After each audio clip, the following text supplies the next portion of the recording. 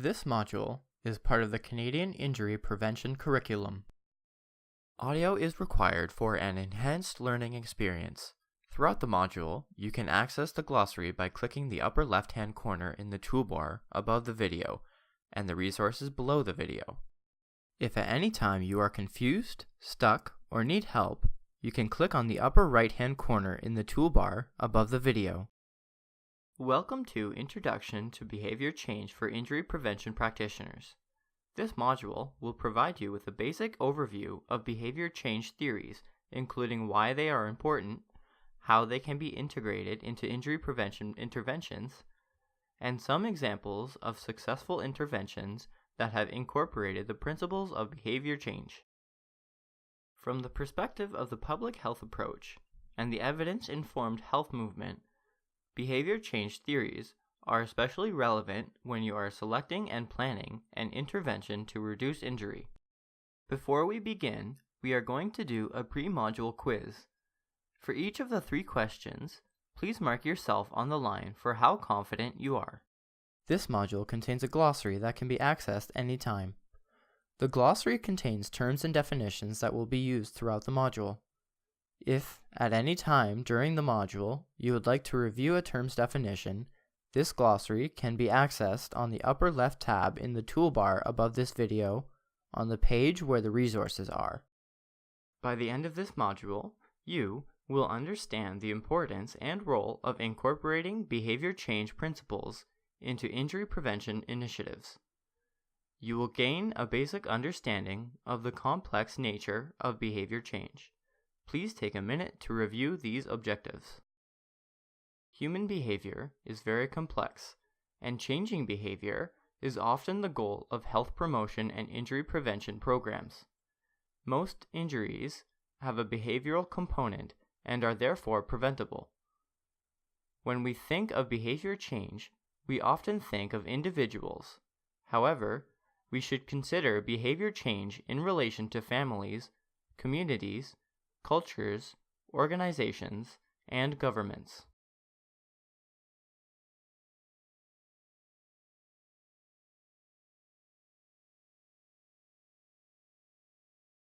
You learned about the 3 E's in Lesson 3, but it is important to review them now and think of these in context of behavior change.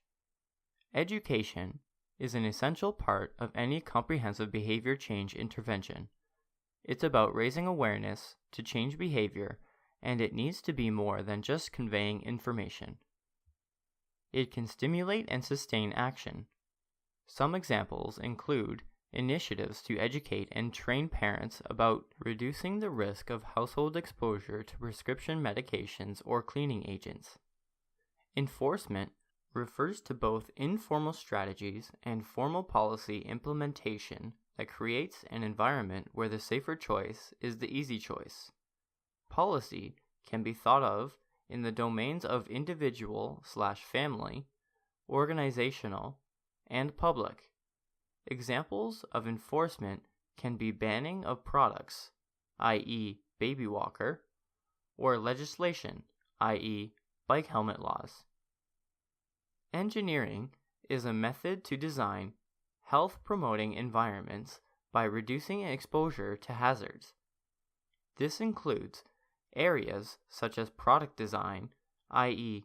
baby car seats, or healthy communities, i.e. separated bike lanes. The E's have succeeded in shifting the focus of injuries as being seen as a responsibility of an individual person to more of a collective or societal role. Don't forget about the extra E's of economics, making injury prevention strategies cost-effective, evaluating the effectiveness of injury prevention intervention, and enablement and empowerment of individuals and society to work towards reducing injuries.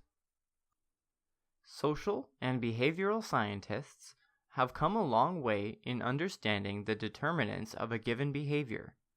There are a number of theories relevant to health behavior and injury prevention. Theories help to identify a key set of underlying variables relevant to any behavior and also provide diagnostic tools necessary to understand behavior. We will introduce a few of the most commonly used theories in injury prevention in a moment. Here are some common threads that underlie behavior change in an individual. Behavior change should be at the heart of most injury prevention interventions. They work in tandem with legislation, product development, and environmental engineering. For example, it would be great to provide people with high-quality bicycle helmets, but we still must ensure that people wear them. Behavior change theories suggest people might not wear a helmet if they believe it is uncomfortable, unaesthetic, too difficult to use, or not seen as an acceptable behavior by their peers. This highlights the multidisciplinary nature of injury prevention work, where behavioral scientists must work together with product developers and legislators. Applying evidence specific to behavior science can increase the effectiveness of the injury prevention intervention or program. Dr. Carly McKay is a lecturer in sport injury prevention and a member of the Center for Motivation and Health Behavior Change in the Department for Health at the University of Bath. Her primary research interests include the psychological and behavioral aspects of sport injury risks and rehabilitation, and her current work examines the use of health behavior change models in the design and national level implementation of injury prevention programs in rugby in the UK and soccer in Canada.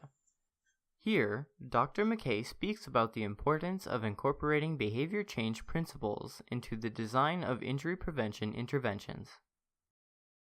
So no matter what injury prevention strategy we want to use, be it everything from personal protective equipment all the way up to policy change, everything has one factor in common, and that's we require people to take action to prevent an injury from happening. And asking people to change their behavior can be a big task, right? For our interventions to work, people have to use them. So we need to understand what motivates people to change their behavior. And there's a long-standing assumption that once people understand the risks, so for example, the risk of a knee injury whilst playing sport, once people have that information, it was assumed that they would take action to prevent it. But we know now that that's not the case. There are a lot of factors that influence whether or not somebody decides to take preventive measures. And so we use health behavior change theory to help us identify those factors. They could be intrinsic or unique to the person. And these are characteristics like our personal motivations and our priorities, as well as our knowledge. Or they can be extrinsic, so things in the environment. So our social networks, it could be as simple as the weather or any other factor that's external to the person. And probably what's most important is the interaction between those internal and external factors. And so health behavior change theories can help us measure these factors, identify which ones are important, and then understand how they interact to help predict what kind of behavior people are likely to undertake. And we can use that information either in developing our intervention strategies, so making sure what we're asking people to do is something that they'll actually take on, or we can use it in the way we communicate or the way we try to deliver our interventions to ensure that the strategies that we use are optimized to make sure that people undertake what we're asking them to do and ultimately prevent injury. Using theories and models to guide the content and process of an injury prevention intervention increases the likelihood of positive outcomes. It is ideal to have a general understanding of a broad range of different theories and how they can be applied to various contexts and situations. Here are 3 well-known behavior change theories used in injury prevention. We will go over each of them briefly on the following slides. The widely used theory of planned behavior evolved from the theory of reasoned action, first proposed in the 1980s by Agen and Fishbein. The key concept in this theory is that beliefs and perception are primarily useful for predicting and influencing behavioral intention. Studies have found that intention can often predict behavior, but not perfectly, as there could be barriers to behavior or lack of opportunity to act. The theory of planned behavior focuses on how attitudes, subjective norms, and perceived behavioral control influence intention. Attitudes are measures of beliefs about the consequences of the behavior in question and the relative importance of these consequences to the individual. Subjective norms are measures of beliefs about significant others' preferences and the individual's motivation to comply with others' wishes. Perceived behavioral control is related to barriers and facilitators to taking action and includes elements of self-efficacy and behavioral capacity. Self-efficacy can be thought of as one's belief in one's own abilities to perform a task. An example of how the theory of planned behavior has been used in injury prevention was with the development of a successful mass media intervention to reduce speeding in Scotland. Implemented in 1998, the Scottish Road Safety Campaign launched a 3-year campaign that was explicitly framed around the 3 main predictors of intention according to the TPB: attitude, subjective norms, and perceived behavioral control. They targeted behavioral beliefs about the consequences of speeding, such as being caught by the police or injuring a pedestrian or causing a collision. Normative beliefs were targeted by examining how friends and family perceived speeding, and perceived control was targeted by reminding drivers that they were in charge of their own driving decisions, including their own speed. Upon evaluation, support was found for the decision to use the TPB as a theoretical underpinning to predict speeding. They found significant changes in attitudes and beliefs about speeding among the public.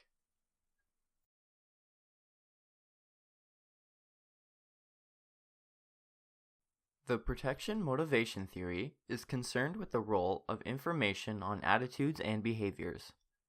It suggests that action, a behavior, is unlikely unless the individual perceives that the threat is relevant and important to them. Persuasion is needed to increase people's perception of the threat of a particular problem so they will seriously consider action. Threat appraisal and coping appraisal produce protection motivation, and protective motivation is the likelihood that the individual will engage in protective action. Threat appraisals include perceived susceptibility and vulnerability. Coping appraisals include behavioral capacity and self-efficacy. Using the protection motivation theory in injury prevention will involve the use of persuasive communication to increase the threat of injury as well as achievable and acceptable injury prevention strategies. Let's use an example of wearing a bicycle helmet. Overall, when an individual perceives that a threat is important and personally relevant to them, I am at risk of a head injury if I don't wear a helmet, and that the recommended action would provide useful protection, a helmet will protect my head, and they are confident about taking the action, I can wear a helmet, the motivation to initiate an action would be high, I will wear a helmet. The health belief model is one of the first developed to understand health-related behavior. The model stipulates that health behavior is related to 4 beliefs: belief about susceptibility to a condition, belief about the severity of a condition, belief that behaviors will reduce one's risk, and belief that benefits outweigh the cost or barriers. There is also the concept of individuals experiencing a cue to action. Later, the concept of self-efficacy, as we say in the TPB model, was added. This study evaluated the impact of a school-based helmet promotion program based on the HBM for adolescent drivers in Greece. There was a 1-month intervention based on the concepts of the HBM. In this intervention, education sessions were specifically targeted to address threat perception, behavioral evaluation, self-efficacy, and cues to action. The analysis revealed that there was a significant improvement in knowledge about helmet use. The impact on attitudes and beliefs varied across different schools, with some more effective than others. Here, we are going to play a true-false game.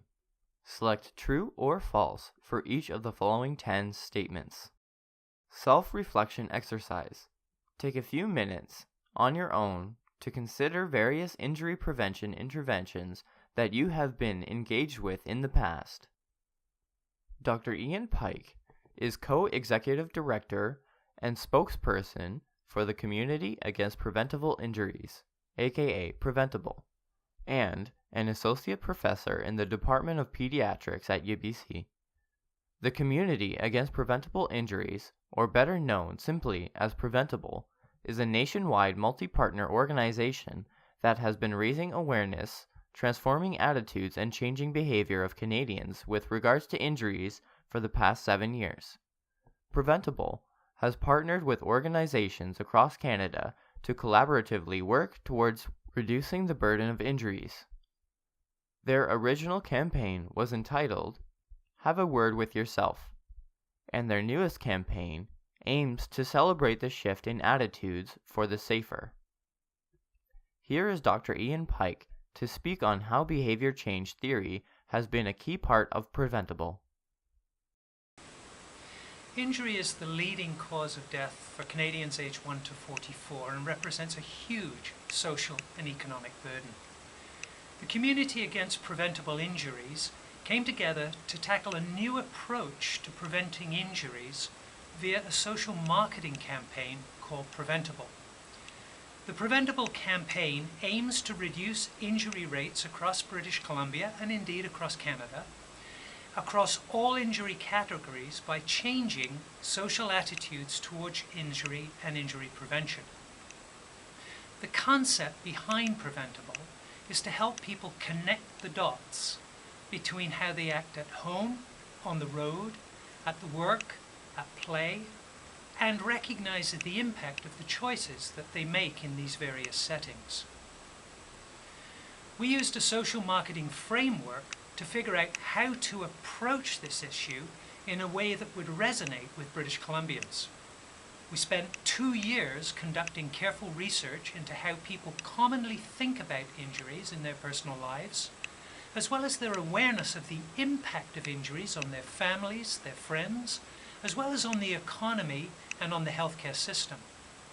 We found that most people know exactly what to do to prevent serious injuries. In fact, they told us that avoiding injuries is common sense and that some level of risk is part of living an everyday full life. People don't want to be told what to do or have the consequences of risk-taking spelled out for them because they already know. This meant that our audience would feel patronized by that style of campaign, and ultimately they wouldn't pay attention. Instead, we found that people believe that serious injuries won't happen to them personally, and so they often cut corners or act without thinking because it's worked out for them in the past. However, a timely reminder is enough to trigger second thoughts about their intended course of action and will prompt people to draw on what they already know about staying safe and ultimately to make a different decision. The focus of the Preventable campaign is in the time and place where injuries are most likely to occur. This is the moment at which a person makes a decision to act and forms a plan to carry out that action. Now, planning can happen in a split second or over a longer period of time, but it happens regardless of whether or not we're conscious of the process. Planning in our case means knowledge about what steps to take in order to avoid injury, as well as how to successfully carry out those steps in spite of any barriers to the intended action. So, Preventable's reminder is designed to interrupt planning cognitions so that the person has an opportunity to reevaluate. Rather than dictating the desired behavior, Preventable leaves room for people to come to their own conclusions about the course of action they'll take. Preventable's message was developed with a health behavior change model called the Health Action Process Approach, or HAPA. This theory is comprised of at least 2 stages: a motivational phase before the person has formed the intention to perform a health behavior, and a volitional phase where the person has formed the intention and takes steps to first prepare for and then carry out the health behavior. The transition between the motivational and volitional phases is mediated by planning. Preventable leverages many components of the theory, but the heart of the campaign targets the intention-behavior transition by interrupting and resetting the planning process. So, what does this look like? Preventable aims to have the message front and center at the right moment, and we do this by strategic placement of the message as close to the time and place where the risk is highest and where that resetting of the planning process could occur. A great example was a treatment that we did in partnership with the BCAA Road Safety Foundation and the District of West Vancouver. Preventable launched a 3D illusion geared to make drivers slow down in school zones. If you read the Maclean's, the Globe and Mail, CNN, and many other media outlets, you'll have heard that the illusion was placed so that drivers in Vancouver were confronted with what looked like a little girl running out from between traffic after a ball. In reality, it was a decal that was placed on the pavement, and as the vehicle approached, its 3D qualities popped up so it looked like a real person. Now, signage near the image read, "You're probably not expecting kids to run out into the road." Pavement Patty, as she became known, was one of the campaign's best success stories and our most talked about community message placements to date. Here will be a selection of video clips from Preventable, highlighting the use of behavior change principles. Participants can choose to watch one or multiple video clips. Here are 2 great resources if you are interested in expanding your knowledge of behavior change theories. The first is a freely available document from the National Cancer Institute and is an excellent 52-page resource. The second resource is a book by Nut Bean and colleagues, which provides a succinct description of various behavior change theories in relation to public health. Now it's time to complete the post-module quiz. There are 2 parts to complete the evaluation of this module. The first part is intended to assess if you have shifted your readiness to tackle behavior change interventions. The first question asks how you felt before you began the module and how you feel now that you have completed the module. The second question is about behavior change. The second part of the evaluation of this module is a feedback form. This feedback form will help us to improve the quality of this module. Please click on the link in the question panel to complete the survey.